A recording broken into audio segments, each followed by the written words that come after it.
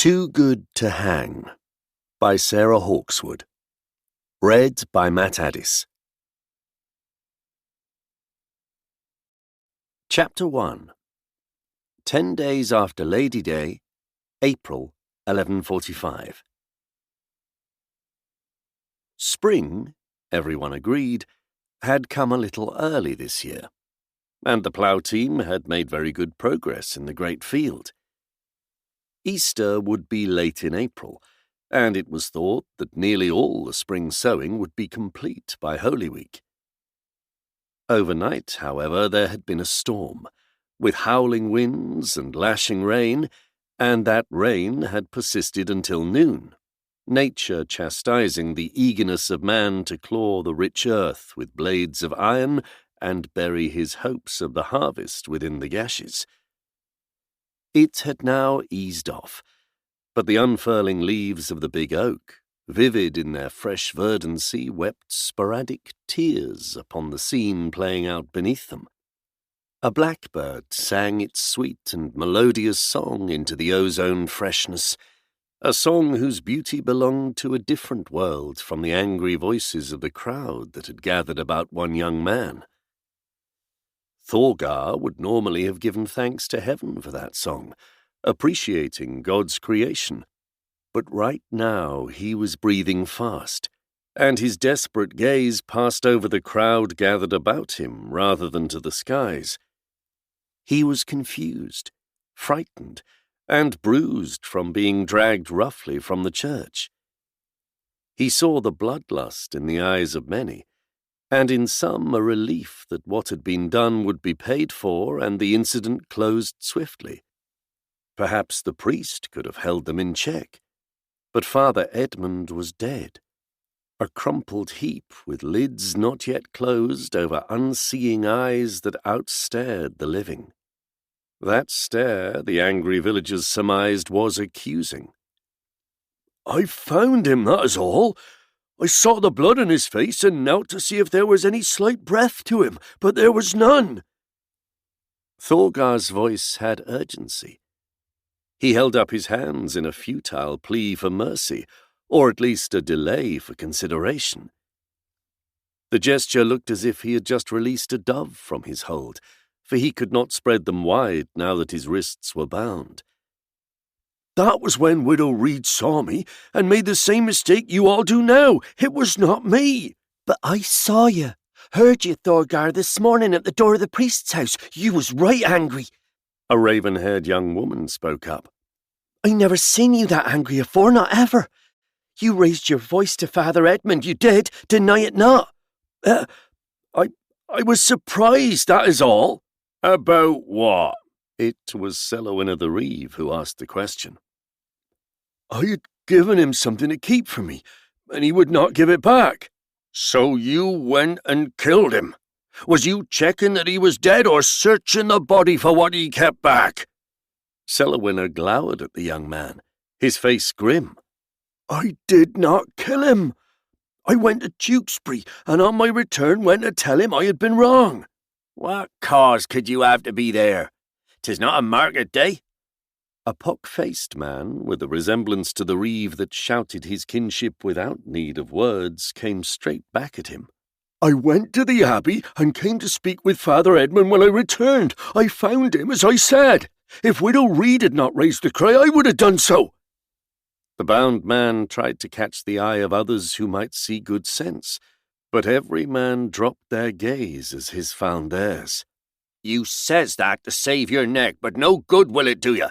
The law is clear, brother.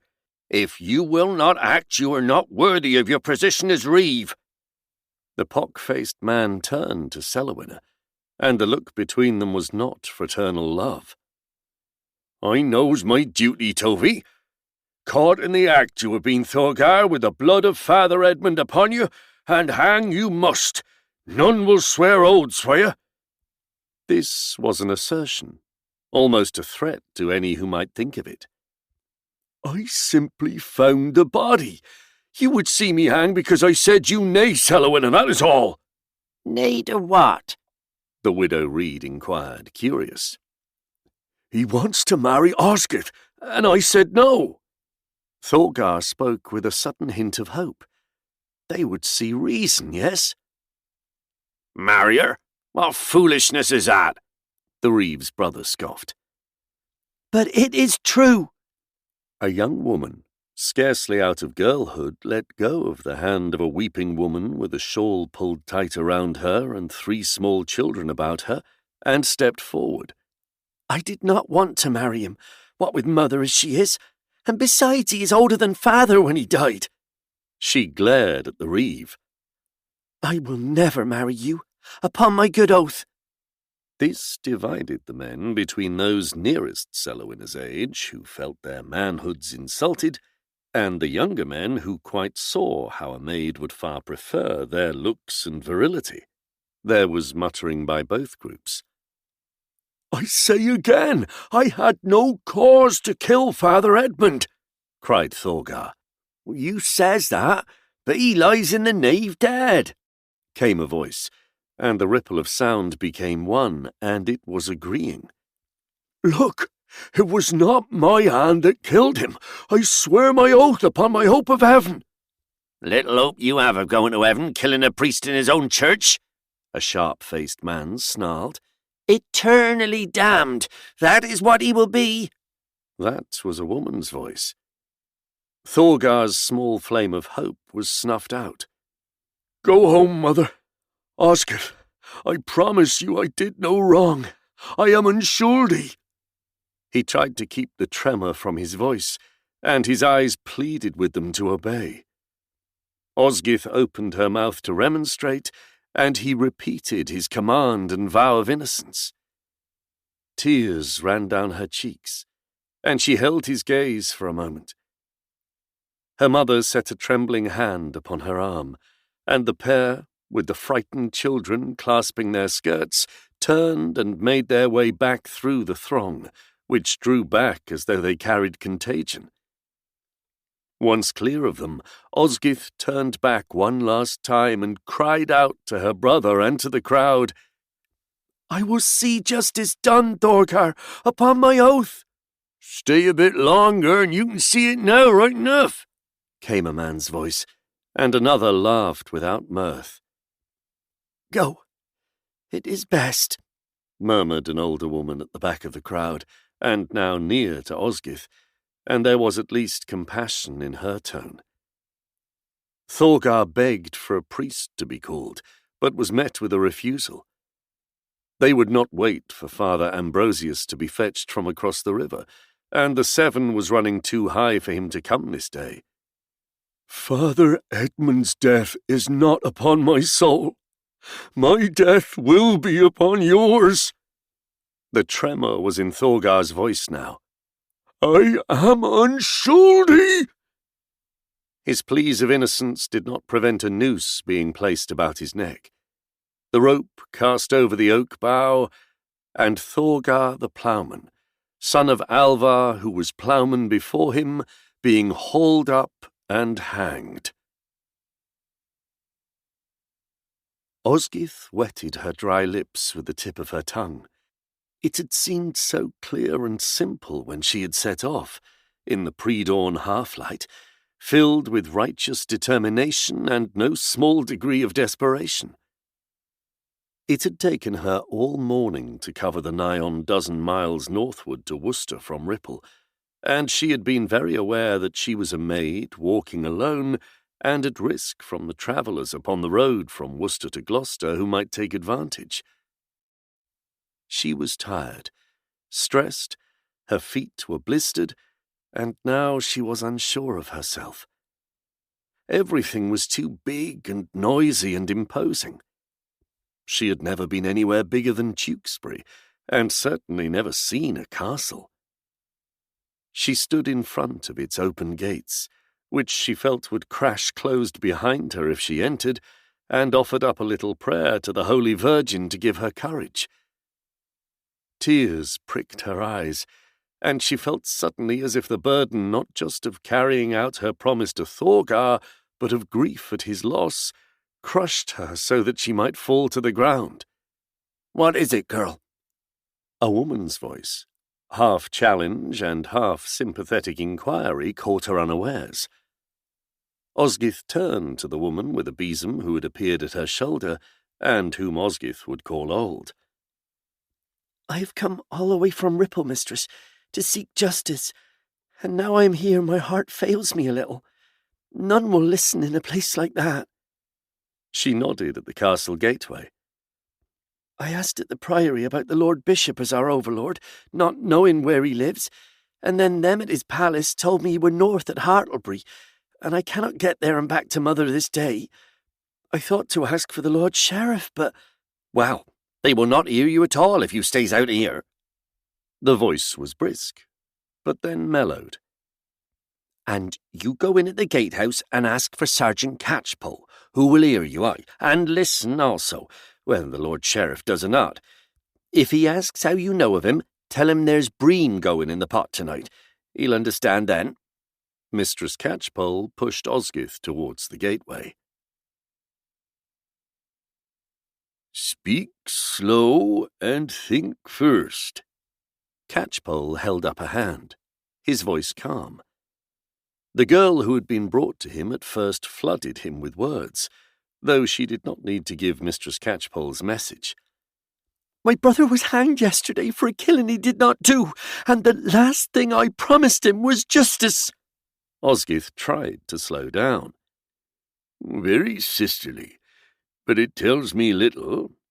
Where did this happen? Who is he meant to have killed, and why do you think him innocent?" "I knows it.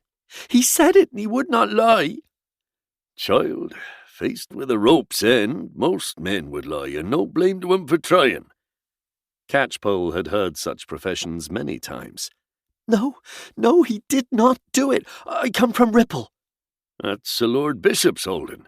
"Aye, and it is our priest, Father Edmund, as is dead yesterday afternoon." "So what happened?" "I was bringing in turnip from the clamp when Alsy Longshanks came running to the house, yelling that Father Edmund were dead and that my brother Thorgar killed him. He said they found him by the body with his hands all bloodied, and they was going to hang Thorgar from the village oak." "So it was a knife that did for the priest?" No, he was beaten, and Thorgar found him, and then Widow Reed found him, Thorgar that is, and cried murder." "He was not seen actually beating the priest, then?" Catchpoll wanted detail. "No, but it did not stop him being hanged for it. He swore he was unschuldy, but Master Reeve and his brother said he was guilty and had to be hanged, and so they hanged him. They said it was the law, and they had to do it. They buried him without a priest and up by the old road, not in consecrated ground, Sergeant, and 'tis all wrong." Osgith began to weep, in part from relief that she had told her tale to someone in authority. "That may be, or mayhap it ain't, but you wait here. Better still, go out the gate and over to the door next to the cooper's with a barrel outside, knock, and tell my wife I says for you to wait with her. Whether your brother did it or not, there has been a killing, and of the Lord Bishop's appointed priest at that, and it would be worth me coming to see how things stand, if the Lord Sheriff agrees." Catchpoll did not say allows. "Go and rest your feet, and I will see what is to be done. Off you go." With which he turned and headed across the bailey. "I don't see as it makes much odds, Catchpoll. The man is dead, or rather both are dead and buried, and it is likely that this Thorgar was guilty anyway. It looks very like it." William de Beauchamp had turned his attention from a letter being read to him by his clerk and listened to Catchpoll's recounting of the situation. "It looks it, aye, my lord, but I would feel the happier just checking. Also, if the Lord Bishop asks you about his dead priest, you can tell him it was looked into." "True enough. I prefer to keep away from Bishop Simon. He always manages to sound so disappointed about whatever I do, and prattles on about charity." Catchpoll hid a smile. William de Beauchamp was not a charitable man, in thought or deed. "If you says as I can, my lord, we will go to Ripple today, and report back to you tomorrow. I doubt it will take long." "Fair enough, Catchpoll. But not just you and Walkelin. If we are to make a show of this, in case of Bishop Simon asking questions, I want my under-sheriff to accompany you, since the dead man was the priest." De Beauchamp gave a wry smile. "Prizing Underserjeant Walkelin from his new wife will make you popular with him." "Being sheriff sergeant isn't about being popular with anyone, my lord." "Except perhaps me, Catchpoll."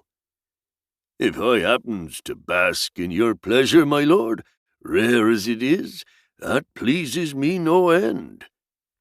Catchpoll's face did not betray him by a single muscle, and de Beauchamp raised a sceptical eyebrow, then smiled.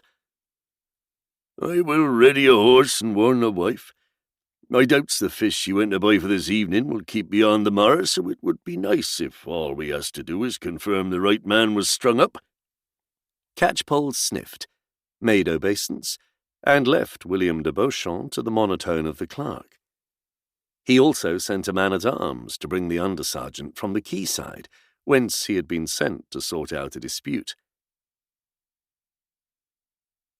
Walkelin did not know whether to feel worried or important when the man-at-arms tracked him down, and returned at speed, arriving a little breathless and with the hint of a furrow between his brows, though he looked happy otherwise. "You sent for me, Sergeant?" It was both question and statement in one, somehow indicating obedience to an order as a subordinate, yet hinting at something closer to equality. Walkelin also knew that if he asked it as a pure question, the answer he would get would be pithy, since of course Sergeant Catchpoll had sent for him. "I just could not bear to be without that grinning face of yours any longer today." Catchpoll's expression was of mock relief, but the tone was bantering. It was, thought Walkelin, far better than being told not to ask fool-headed questions. "We is off to Ripple, about as far south as we can go in the Shire, to find out if a murderer has been hanged already or an innocent man taken by chance or evil intent for another's crime. You sorted out the problem between the two shipmen?" "I did that, Sergeant. They was happy to see sense." "Never tell me they did because you threatened to take a spike and put a hole in both their boats. With a witless grin you goes around with these days, you could not persuade anyone. Troubles me it does, for in all else you was becoming a good sergeant, but—" Catchpoll sucked his teeth with a hiss. "I did not threaten them, Sergeant. I just said as you would come and put a spike through both their boats, and mayhap someone's foot if they did not come to an agreement." Walkelin's smile broadened into just the grin Catchpoll had bemoaned. "Worked a treat it did." Catchpoll was divided between pride that his reputation was such that even two men who plied the Severn but never stopped long in Worcester feared his retribution second-hand, and concern that Walkelin needed to be developing a reputation of his own, and not as everyone's cheerful and friendly face of the law. "'Tis all very well and good, young Walkelin, but you needs folk to do things because of you, not me. If'n I said it the once, then I said it 100 times. It is important that you can make folk think the better of doing bad things for fear of upsetting the sergeant, rather than us chasing about after them when they has gone and committed a crime, and faces worse than even what they thinks we could mete out." Catchpoll shook his head. "Getting wed has made it worse. You go about looking as happy as a rat in a granary, or rather as a man has forgotten that night is for sleep, and half of Worcester would like to put their fist in your face just out of plain jealousy." "I can't help being happy, Sergeant." Walkelin blushed. "No, but you can help looking like it." "And I doesn't like people being afeard of me." "You will live the longer if they do, and some of them also. Think of it as part of the duty, lad." Catchpoll sniffed. "Anyways, you won't be enjoying a sleepless night tonight unless the reeve of Ripple snores loud and long. Let your mother and that Welsh armful of yours know you are away, and be back afore the bell for sext. I wants you to ride first to Bradecote and fetch a Lord Undersheriff, since the killing took place on a manor of the Lord Bishop of Worcester, and the Lord Sheriff has some reason of his own to want to keep Bishop Simon sweet at present. Catch me up on the old road to Tewkesbury as soon as you can. I will be going slower, for I will have the hanged man's sister up behind me, but we should be there afore it darkens." Hugh Bradecote made no comment upon Wakelin's demeanour, though he did ask why the Underserjeant had not abandoned his habitual mount, since Snachel had always been a cause of complaint from Walkelin. "I would have thought you would have selected a more willing and less bare-coated horse, now you are established as the Lord Sheriff's Underserjeant." "I know, my lord. I had intended to take another, but the beast gave me this long look, sort of sad and reproachful, and—" "Catchpoll will tell you you are too soft, Walkelin, and I think you will regret it before we are halfway to Ripple." "Oh, I was regretting it before I even reached Bradecote, my lord." Walkelin smiled. "And what exactly takes us to Ripple? What do we know?" Walkelin explained, and Hugh Bradecote sought out his lady with the hopeful expectation of returning home very soon. Christina looked up from feeding the babe at her breast and smiled beatifically. "We shall await your return, my lord, anxious only that you do so in good health. However, you must remember that you promised Gilbert that you would sit him up before you on your horse and ride 3 times about the bailey because he was a good boy this morning. Might I suggest that you do so before your departure? For I fear that otherwise I may be driven to distraction by his asking when you will be back." "I think that much delay will not be detrimental." He bent and kissed her cheek fondly, and she made a purring sound of appreciation. It was thus only after Walkelin had seen his superior ride very slowly about his bailey with the infant Gilbert astride the big grey's withers and clasped tightly by his sire that the 2 sheriff's men cantered out and headed towards the road that linked Worcester to Gloucester. Catchpoll's reception from his wife was resigned rather than aggrieved. When he suggested the girl Osgith sit up behind him on his horse, it occasioned no more than a womanly warning to her that if she was not used to it, sitting upon a horse would have her stiff of rump come next morning. "And if you comes not back by sunset tomorrow, Catchpoll, that fish is all mine." With which admonition Mistress Catchpoll sent them upon their way.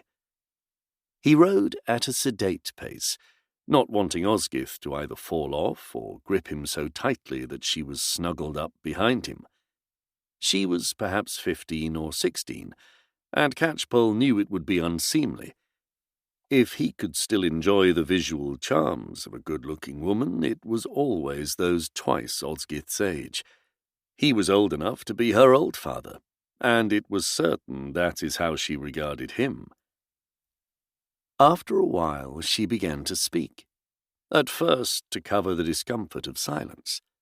He let her talk, asking only the occasional question about the events of the day before, drawing from her the details without her dwelling upon them, and aware she might give him something of relevance to how things stood in Ripple, not just about yesterday's deaths. "Selwyn, the Lord Bishop's reeve, is not a bad man, I suppose. Not as a reeve. He just takes the position very serious, perhaps a bit too much sometimes. Very full of, 'I be reeve of Ripple,' as though 'twere King of England, if you understands me. He knows his tasks and responsibilities, but is a right dunghill cock for crowing. It makes him think he is not just the most important man in Ripple, but the best catch as an husband." Catchpoll could almost feel Osgith's blush. "He has buried 2 wives. The second he lost last summer to a fever. The other evening he came to Thorgar as man of the house and asked to speak privily with him. Turns out he had his eye on me for his next wife." She sounded suitably surprised in a shocked and horrified way. "Some would take that as a compliment," suggested Catchpoll, to see what it would elicit. "Some might, but not me, not ever," Osgith responded in a low and determined growl. "Besides, Mother cannot keep the home and the little ones, her being stricken some years back and not able to move her right arm. It is sort of curled up to her bosom and stuck there, until Thorgar weds. She gasped and stifled a sob. How can I keep us all? Baldred is 2 years short of the tithing and not a big lad, and the twins has but 8 years come midsummer. They cannot do more than lead the oxen at best, not guide the plough. And Thorgar and father afore him was the ploughman in Ripple. We may well starve. I cannot dig and weed our strips and keep the home with but 3 young boys to aid me. Privately, Catchpoll thought there was a fair chance that a man, less old and off-putting to a girl than the unlamented Reeve, might solve the family situation, but he said nothing of it. How old was Thorgar? Only 20 years he had, and him not deserving to die. There were 2 more between Thorgar and me, but they died young. Of an age to be thinking of maids, then? Oh, I think he thought of them, but mayhap he was not quite sure which one. Osgith sighed. Not that Mildred, who was the fairest maid in the village, did not make it plain she wanted to be his choice. Always making eyes at him she were, and giving him such smiles as only a wife should give a husband, to my way of thinking, even more than she did to all the other young men. Catchpoll could not see Osgith's face, but could tell from her tone that she wore an expression of outraged virtue. Then he frowned at her next words. I wonders why she spoke up against Thorgar. What did she say? There was a pause, and he felt Osgith tense. What did she say, girl? Catchpoll's voice dropped. It was not threatening, but brooked no refusal to give up the information. She said as she had seen Thorgar very angry with Father Edmund early in the day, afore he went to Tewkesbury. You mean the priest went there afore you were killed?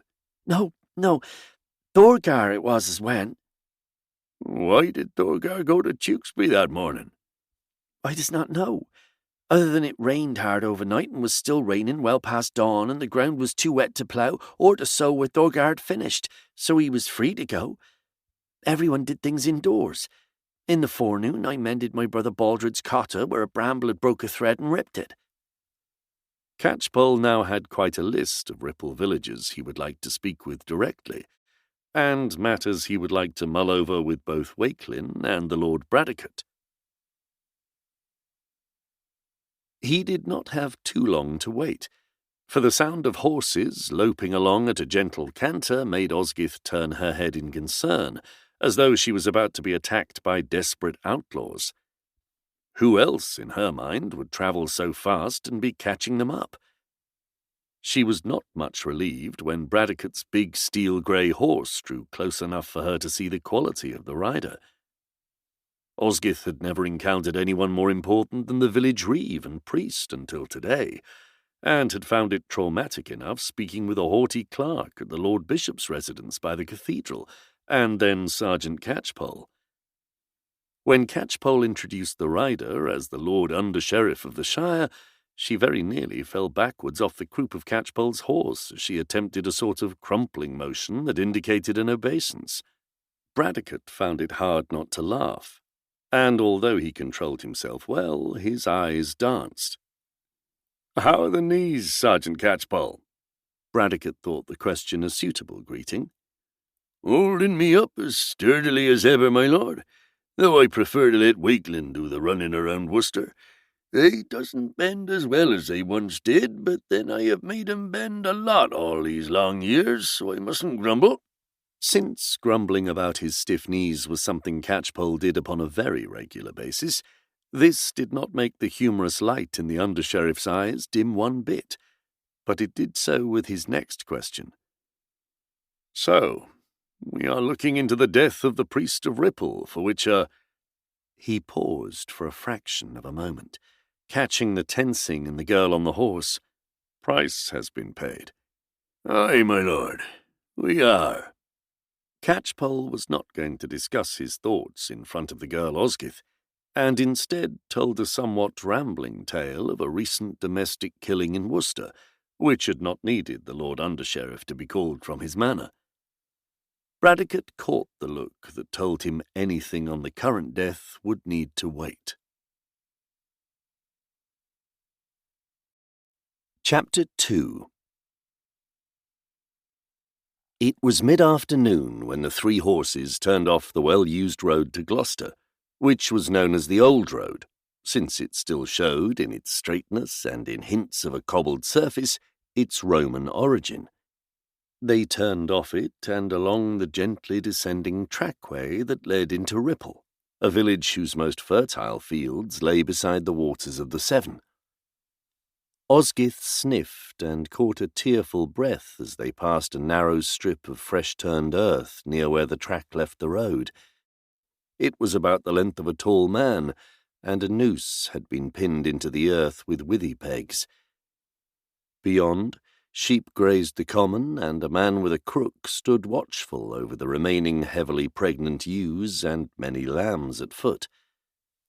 A bulging bag was slung across his shoulder, which would have stones for his sling to keep crow, fox, and raven from the vulnerable arrivals. The man spared but one glance at the strangers and returned to his vigilance. Catchpoll suggested that Osgith dismount before they entered the village and return to her mother, who would be worried about her absence.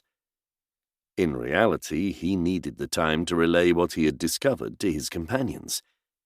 He also wanted them to arrive having heard of the death of the priest by violence, and thereby have all wondering how they had learnt of it so fast. It meant they would have an added advantage and authority over them. It was always good, he felt, to give the impression that the Lord Sheriff's officers knew things by almost mystic powers, since most folk then doubted they could hide things. "The reeve cellar winner will be of interest to us, my lord, because his voice calling for a hanging would be the most listened to, if these folk are as most in small villages and sheep who leave big decisions to others." Catchpoll, a man of Worcester through and through, always felt that townsfolk were more independent and less biddable than those who toiled in the fields year in year out. Walkelin, equally urban, would have agreed with him. But Hugh Bradecote, who had known the peasants of his manor all his life, saw this view as biased. What is more, he had a reason, mayhap, to think that Thorgar, the man whose neck felt the noose, stood in his way. Catchpoll went on to explain what Osgith had told of Selwyn's marriage offer and rejection, and the failure of Thorgar to persuade his fellow villagers of his innocence. "So we know that Thorgar was found by the corpse, and accusation of murder was made. I take it we do not know exactly how the priest died." Bradecote was frowning. "It is said, my lord, the priest were beaten bad, and that blood were upon his face and on Thorgar. If they hasn't buried the priest, and who would they be to do so, then we shall find that out soon enough. Since everyone is likely to be in the fields, we might visit the church first, nice and quiet-like, and see both the body and where the priest died. That will give us truth when questions might get answers that is either plain false or just guessing." "Agreed, Catchpoll. The answers you get from dead bodies never fail to be important."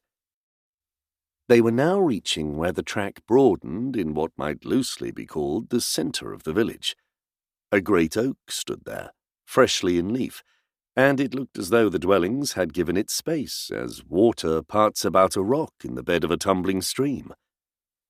The church was no more than 50 paces away. They tied the reins of their mounts to the church gate. It was a large church for a small village, though the parish took in hamlets some miles distant and even across the river. Its decoration and weathered stonework showed it to predate the death of the confessor, and it appeared that Bishop Simon was dispersing silver upon repairs to some part. The side walls of the north porticus were propped, and a temporary structure, somewhere between a tent and a lean-to roofed in oilcloth, was set against the church's north wall, halfway down the outside of the nave. The sound of an adze biting into wood came from within. Bradecote raised a questioning eyebrow and looked at Catchpoll. If there was work being done to the church, it was odd that the killer had risked discovery by a workman. It was a cold afternoon, and both ends of the lean-to were draped with pieces of oilcloth that had too many holes to be used for a roof. Catchpoll stepped forward and drew one aside.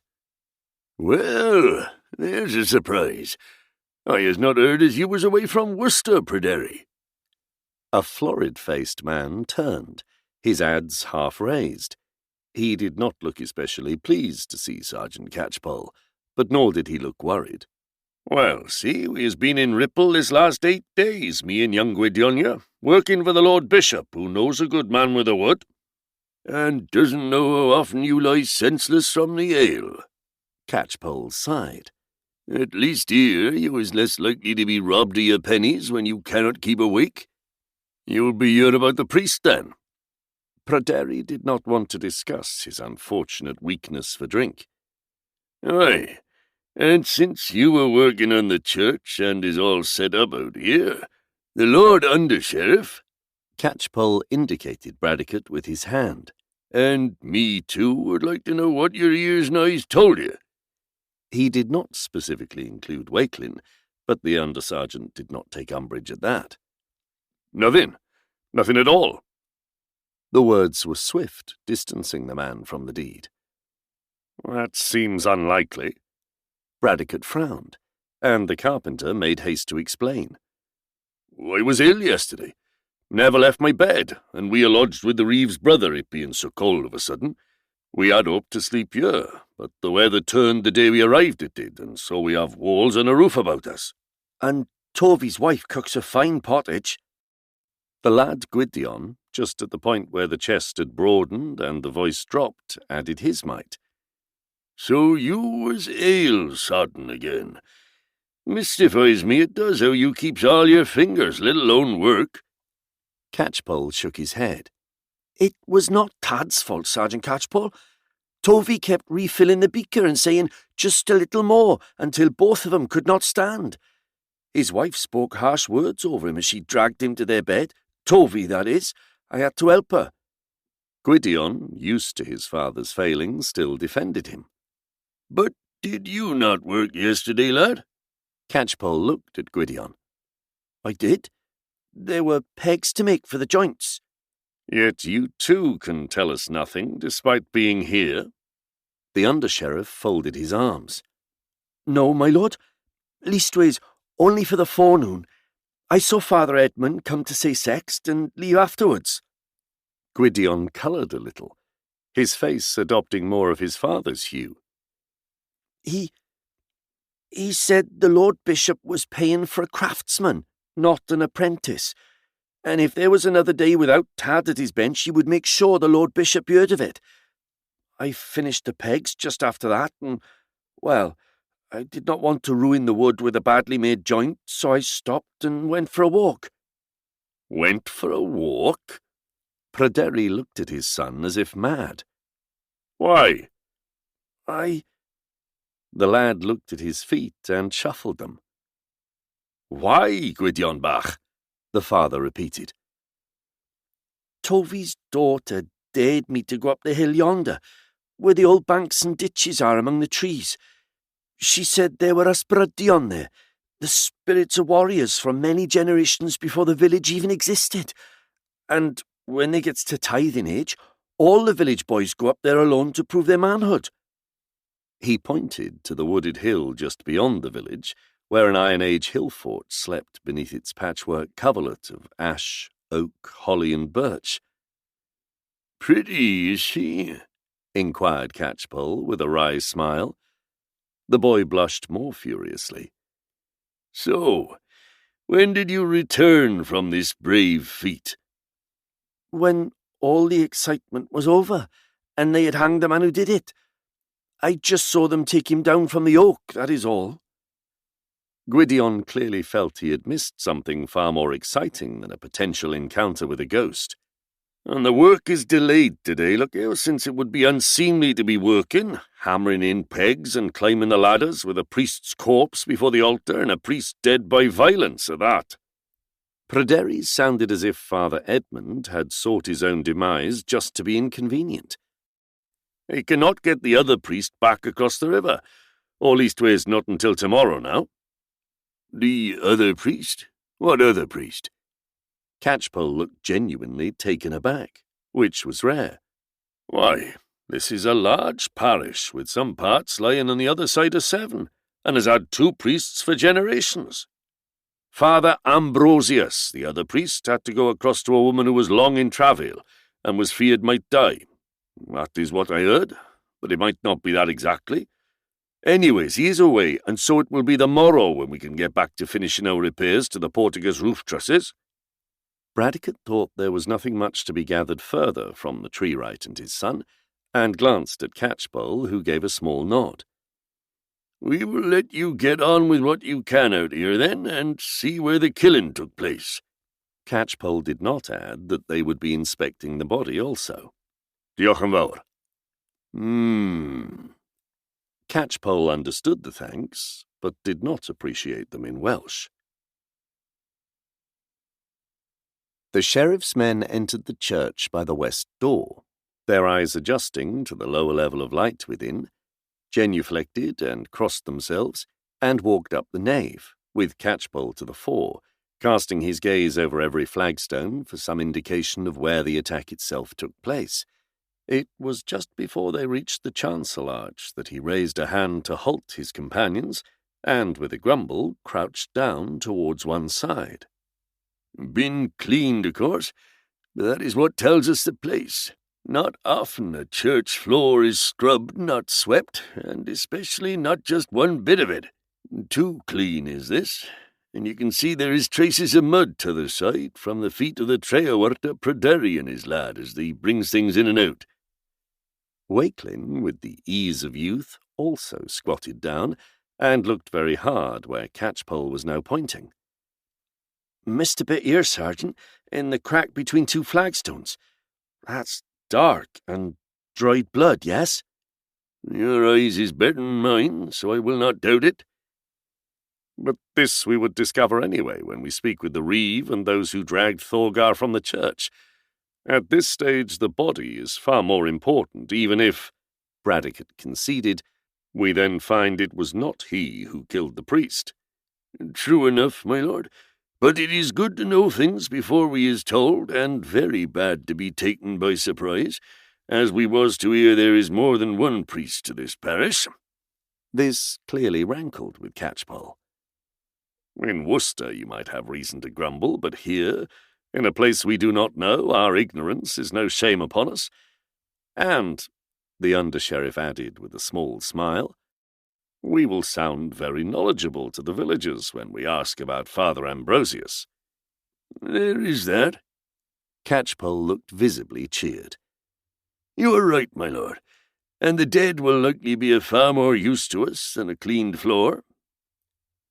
They approached the shrouded corpse, laid upon boarded trestles before the altar, and Catchpoll uncovered the head, carefully drawing back the cloth.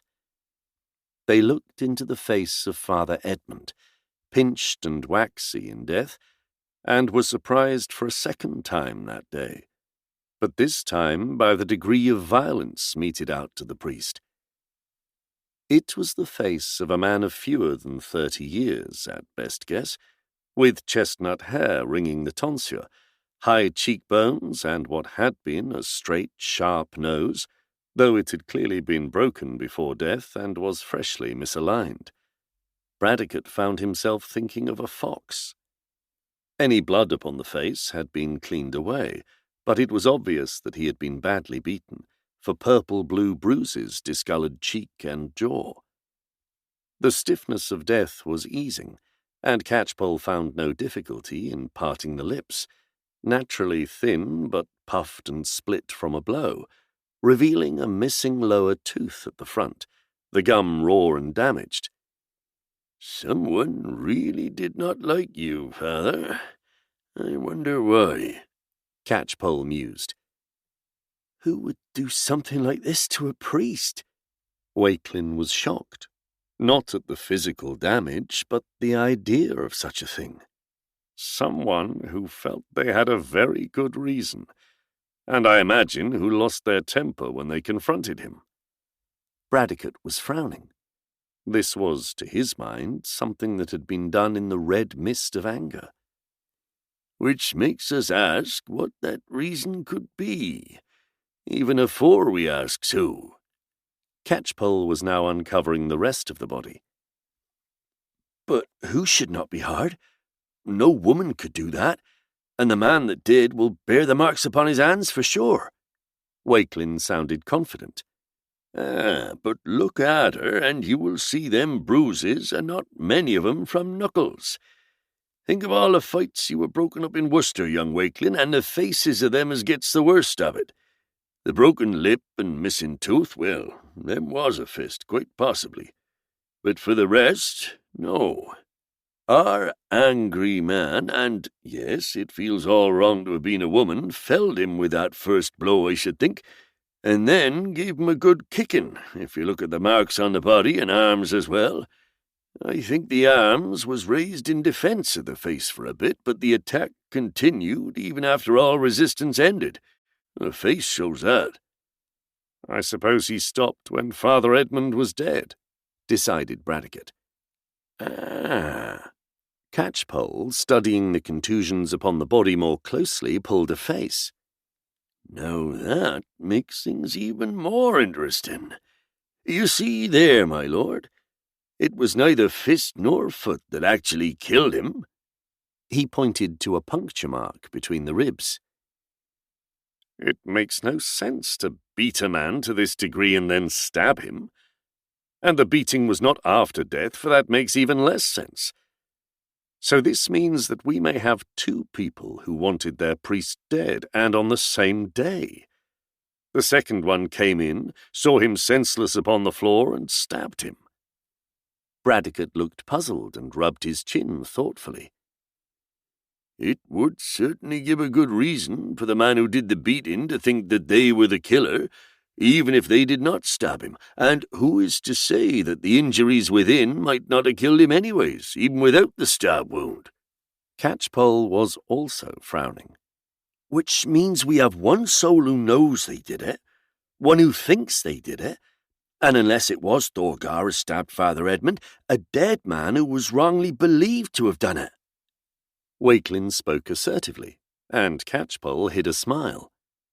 Coming along nicely was Underserjeant Walkelin. Which means two people knew Thorgar was innocent if he did not do it. Bradecote folded his arms and sighed. This becomes more tangled. Would the knuckle skin of the man who attacked first be broken, Catchpoll? Not for sure, my lord. Not if the man had wrapped a cloth about his fist a couple of times as well. If he planned the beating, he might have done that, because afterwards a bruised hand would show his guilt even to villagers who never thinks about housing wise with crimes. I would say it was planned to a degree, because what could suddenly anger a man so much if he had an arranged meeting with his priest in the church? Yet also the degree of violence looks uncontrolled. This is like some boil that bursts. Whatever their reason, it had to be very, very strong. Bradecote tried to think of a reason and failed. We is forgetting that whoever washed and shrouded this body must have seen the wound. Walkelin was thinking his own way through events. So they knew it was not the beating as did for their priest. I wonder if they has already told everyone they made a mistake. Not everyone has eyes like ours, and mayhap with quite a lot of blood smeared about, they did not make the connection, though I doubts it. Catchpoll cautioned. We must speak with whoever came and made all tidy. We also needs to find out what was used to stab him. That is no knife wound. It is smaller and round. Like a Treahuerta's awl, suggested Walkelin. Just like that. I wonder if Pryderi found an awl missing or out of place this morning. Catchpoll's eyes narrowed. If he did not know the priest died other than from being beaten, he would not connect the two, and probably just berate his son for not keeping all tidy. Do we say that there is no chance that it was he or the lad who killed Father Edmund? Asked Bradecote, and raised a hand as Walkelin opened his mouth to respond. Yes, I know the man was ill yesterday, but I doubt he was seen to be so every minute of the afternoon. It even means that the boy Gwydion might possibly have been involved. What if the father had beaten the priest and the son finished him off? Unlikely, yes. Impossible, no. Doesn't ring true to me, though, my lord. Especially the second part. I knows Pryderi in Worcester, and he is not a man of violence or swift to wrath. And what could have raised a killing passion against a priest he did not know in just a week? I agree, Catchpoll. But the thought has to be entertained, even if to be dismissed. If Pryderi's awl was used and replaced, then surely it cannot have been Thorgar as did the deed, for why would he come back to the body afterwards? Walkelin was arranging his thoughts out loud. You are right, Walkelin. It makes Thorgar look suddenly even less guilty to us, though most of the villagers would have still assumed death was from the beating. Bradecote wanted to be fair. The thing is, if Thorgar did not kill the priest, then someone else did. And the chances of it being someone just happening to be passing by and with a sudden urge to commit murder are as likely as me being made Archbishop of Canterbury. It also means two knew they were hanging an innocent man and was prepared to watch it done to save their own necks. Now that is nigh as good as another murder, to my mind. Catchpoll looked grim. It will be interesting to see the faces of the villagers when they realize what they have done, if Thorgar is shown to be innocent. Not that it will do his family much good. I would also say that if he was found with the body but not seen in any act of violence, then a summary hanging was not according to law. But a village reeve might not know the difference. Then best we speak with the reeve, the woman who raised the alarm, and also the washers of the corpse. Whatever their answers, I doubts we will be riding back to Worcester tomorrow. A pity, that is.